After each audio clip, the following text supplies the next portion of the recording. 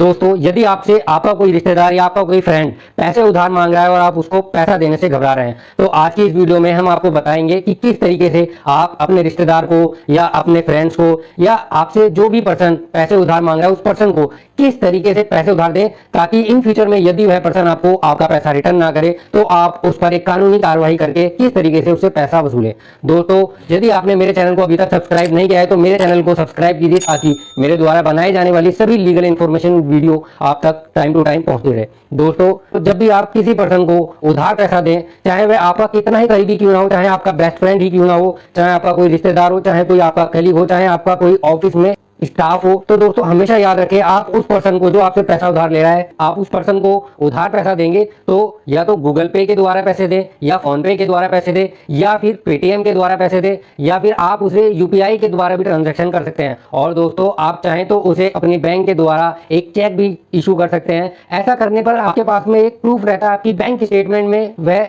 Date वह time mention हो जाता है कि किस पर्सन को आपने किस दिन कितना अमाउंट दिया था, जो कि यदि वह पर्सन इन फ्यूचर में आपको आपका पैसा रिटर्न नहीं करता है तो आप ऐसे पर्सन के खिलाफ में कानूनी कार्रवाई करके अपना पैसा वसूल सकते हैं। और इन केस दोस्तों, यदि आपने उस पर्सन को उधार पैसा दिया है यूपीआई के माध्यम से या गूगल पे के माध्यम से या पेटीएम के माध्यम से या फोन पे के माध्यम से या फिर चेक के द्वारा या फिर कैश में ही पैसा क्यों न दिया हो, फिर भी आपको अदर एविडेंस बनाने चाहिए यदि वह आपका पैसा रिटर्न नहीं कर रहा है। तो अदर एविडेंस यानी कि आप उसे व्हाट्सएप पर चैटिंग कर सकते हैं, अपने पैसे की डिमांड कर सकते हैं, आप उसे लिखकर भेज सकते हैं व्हाट्सएप पर कि आपको मैंने जो पैसा दिया था इस डेट पर इतना पैसा, वो मेरा पैसा आप कब मुझे रिटर्न करोगे। तो जवाब में वह आपको या तो वह डेट बताएगा कि इस डेट को इस टाइम पर वह पैसा देगा, या फिर वो कहेगा कि मैं पैसे नहीं दे रहा। दोस्तों, यदि वह मना भी करता है पैसे देने के लिए, तब भी वह एक एविडेंस बन जाता है, क्योंकि इससे यह साबित होता है कि उसने पैसा लिया है, तभी वह कह रहा है कि पैसा नहीं दूंगा। और यदि वह बोलता है कि इस डेट पर मैं पैसे दूंगा, तब भी वह एविडेंस बन जाता है, क्योंकि एविडेंस या वो डिनाई करे या वो हाँ करे, ये दोनों ही चीज आपके फेवर में एक एविडेंस बना देती हैं। और दोस्तों, आप उस पर्सन को फोन कॉल भी कर सकते हैं, फोन कॉल के माध्यम से आप उसे पैसा मांगे। और हमेशा याद रखें, जब भी आप उस पर्सन को पैसा मांगने के लिए कॉल करें तो फोन कॉल को हमेशा रिकॉर्डिंग पर लगाकर बात करें। तो दोस्तों,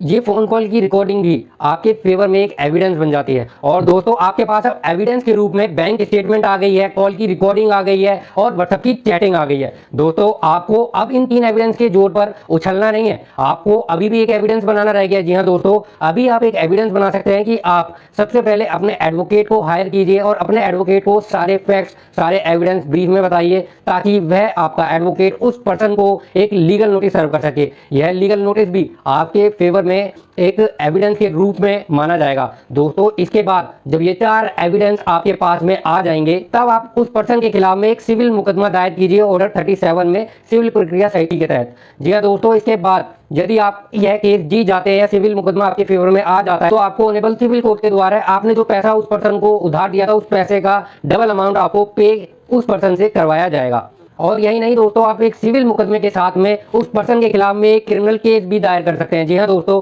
आप उस पर्सन के खिलाफ में सेक्शन 420 यानी कि चीटिंग का मुकदमा और सेक्शन 406 ब्रीच ऑफ ट्रस्ट का मुकदमा दायर कर सकते हैं क्रिमिनल कोर्ट में। हो तो दोस्तों, मेरे द्वारा दी गई ये लीगल इन्फॉर्मेशन आपको पसंद आई हो, यदि आपको मेरे द्वारा दी गई ये इन्फॉर्मेशन पसंद आई हो तो मेरे चैनल को सब्सक्राइब कीजिए और अपने फ्रेंड्स के साथ में, अपने रिश्तेदारों के साथ में इस वीडियो को ज़्यादा से ज़्यादा शेयर कीजिए। थैंक